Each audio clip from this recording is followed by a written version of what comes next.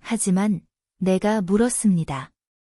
그렇다면 두 영혼을 하나로 만들고 마음을 연결하며 사람을 축복하는 혼인 사랑은 어디에 있습니까? 그 사랑은 나눠질 수 없습니다. 나눠지면 그것은 타오르는 열기가 되어 거품처럼 일어나고 사라집니다. 그는 이에 대해 대답했습니다. 나는 당신이 말하는 것을 이해하지 못합니다. 무엇이 사람을 축복합니까? 그것은 아내들이 남편과의 우선권을 위한 경쟁입니다. 이 말을 하면서 그는 여성의 방으로 들어갔고 2개의 문을 열었습니다. 그런데 그곳에서 쾌락적인 기운이 나왔고 그것은 진흙처럼 냄새가 났습니다. 그것은 다부모적 사랑에서 나오는 것으로 결혼적이면서도 동시에 방탕한 사랑이었습니다. 그래서 나는 일어나서 문을 닫았습니다. 6. 이후 내가 말했습니다. 당신은 어떻게 이 지구에서 살아갈 수 있습니까? 진정한 혼인 사랑이 없고 또한 우상을 숭배하고 있다면? 그는 대답했습니다.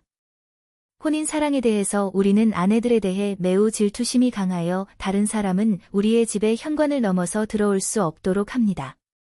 그리고 우리가 질투심을 가짐으로 우리는 사랑도 갖습니다. 우상에 대해서는 우리는 그것을 숭배하지 않습니다. 그러나 우리는 우주신을 생각할 때 눈앞에 보이는 이미지들로만 생각할 수 있습니다. 왜냐하면 우리는 몸의 감각을 넘어서서 생각할 수 없기 때문이며 신에 대한 생각은 오직 그 신의 가시적 사물들에 의해서만 가능합니다. 그러자 나는 다시 물었습니다. 그렇다면 당신들의 우상은 다양한 형태가 아닌가요? 어떻게 이것들이 하나의 신을 나타낼 수 있습니까? 그는 대답했습니다. 그것은 우리에게는 신비입니다. 각 형태마다 신을 숭배하는 무엇인가가 숨어 있습니다. 나는 말했습니다. 당신들은 단지 감각적인 육체적 사람들입니다. 당신들은 신에 대한 사랑도 없고 결혼 파트너에 대한 사랑도 영적 요소를 전혀 포함하지 않으며 이러한 사랑들이 합쳐져야 사람을 이루고 감각에서 하늘로 나아가게 합니다. 7. 내가 이렇게 말하고 있을 때 마치 번개가 포털을 통해 비치는 것처럼 보였고 나는 물었습니다. 이것은 무엇입니까? 그는 말했습니다. 이런 번개는 우리에게 동쪽에서 고대의 한 사람이 와서 신에 대해 가르쳐 줄 것이라는 신호입니다. 그분은 유일무이한 전능하신 분으로서 처음이자 마지막인 신이십니다. 그리고 그분은 우리에게 우상 숭배를 하지 말고 우상은 단지 신의 능력을 나타내는 형상으로 봐야 한다고 경고하십니다. 그 고대의 분은 우리에게 와서 우리가 우상들에 대한 환상으로 신을 흐리게 숭배할 때 우리를 일으켜 세우십니다. 8. 이 말을 들은 후 우리는 집과 도시를 떠났습니다.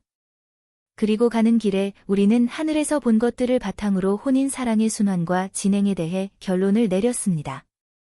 순환에 대해 말하자면 그것은 동쪽에서 남쪽으로, 그 다음은 서쪽으로, 마지막으로 북쪽으로 이어졌습니다. 진행에 대해서는 그것이 순환 과정을 따라 감소한다는 것이었습니다. 즉, 동쪽에서는 천국적이었고, 남쪽에서는 영적이었고, 서쪽에서는 자연적이었으며, 북쪽에서는 감각적이었습니다. 또한 그것은 사랑과 신에 대한 숭배가 감소하는 것에 따라 같은 비율로 감소했습니다. 그로부터 나온 결론은 첫 번째 시대에는 이 사랑이 금과 같았고, 두 번째 시대에는 은과 같았으며, 세 번째 시대에는 구리와 같았고, 네 번째 시대에는 철과 같았고, 결국 그것은 사라졌다는 것이었습니다. 그때 나의 천사 인도자이자 동반자는 말했습니다. 그럼에도 불구하고 나는 이 사랑이 하늘의 신, 곧 주님에 의해 다시 살아날 것이라는 희망을 가지고 있습니다. 왜냐하면 그것은 다시 살아날 수 있기 때문입니다. 5번째 이야기. 나의 인도자였던 천사는 다시 나타나서 말했습니다.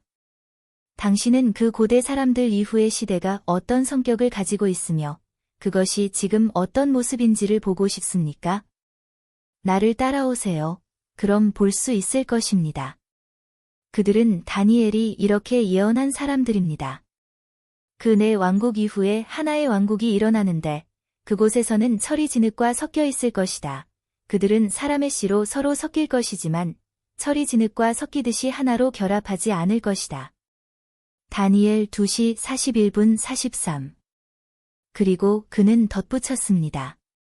철이 진흙과 섞이지만 결합하지 않는다는 것은 왜곡된 진리, 즉 거짓된 성경의 해석을 의미합니다. 그가 이렇게 말한 후 나는 그를 따라갔습니다. 길을 가면서 그는 이 사람들이 남쪽과 서쪽의 경계에 살고 있지만 4개의 고대 왕국에 살았던 사람들보다 훨씬 뒤쪽에 있으며 더 깊은 곳에 있다고 말했습니다. 우리는 남쪽을 따라 서쪽으로 접하는 지역을 지나갔고 끔찍한 숲을 통과했습니다. 그 숲에서는 고인 물이 있고 그곳에서 악어들이 머리를 들고 입을 벌려 이빨을 드러내며 우리를 향해 다가왔습니다.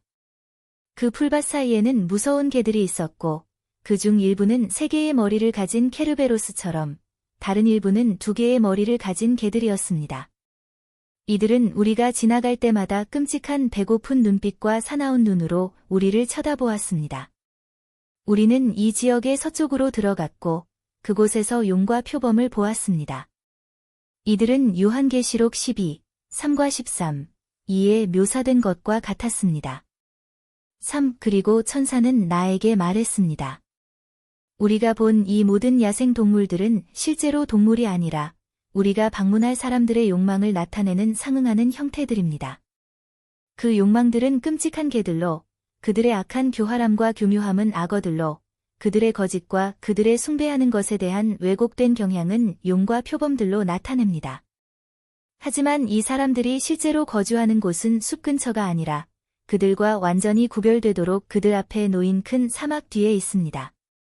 그들은 또한 이전 시대 사람들과는 완전히 다르고 다른 존재들입니다. 그들은 실제로 가슴 위에 머리가 있고 허리 위에 가슴이 있으며 발 위에 허리가 있지만 그들의 머리에는 금이 없고 가슴에는 은이 없으며 허리에는 구리가 없고 발에는 순수한 철도 없습니다. 대신 그들의 머리에는 철과 진흙이 섞여 있고 가슴에는 이 2가지가 구리와 섞여 있으며 허리에는 그 2가지가 은과 섞여 있습니다. 그리고 그들의 발에는 금이 섞여 있습니다. 이러한 전도된 상태로 그들은 인간에서 조각된 형상으로 변해 그 안에는 아무것도 일관되지 않게 되었습니다. 왜냐하면 가장 높은 부분이 가장 낮은 부분이 되었고 그래서 머리는 발꿈치로, 발꿈치는 머리로 바뀌었습니다. 그들은 하늘에서 우리에게 거꾸로 몸을 굴러 팔꿈치로 나아가는 고개사처럼 보이거나 등을 대고 누워 발을 들고 그들이 묻은 머리로 하늘을 쳐다보는 동물처럼 보입니다.